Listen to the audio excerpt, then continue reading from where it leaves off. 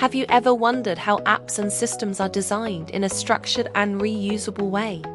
Java uses something called Object-Oriented Programming, or OOP, to make this possible. OOP is a programming approach where everything is treated as objects. Encapsulation means hiding data and only allowing controlled access. Think of a bank account. You cannot directly access your balance. You use methods like deposit or withdraw. The data is protected, and access is controlled. Inheritance means one class can inherit properties from another. A car has basic features like wheels and engine. A sports car inherits those features, but also adds new ones like turbo speed. This helps reuse code and avoid duplication. Polymorphism means one thing can have multiple forms.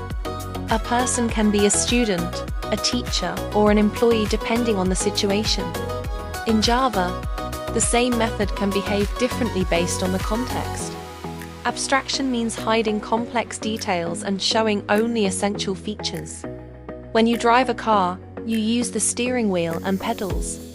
You don't need to know how the engine works internally. OOP helps developers build scalable, reusable, and maintainable applications. It makes code easier to understand and manage.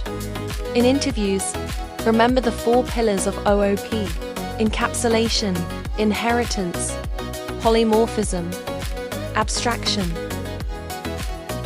Inheritance, polymorphism, encapsulation.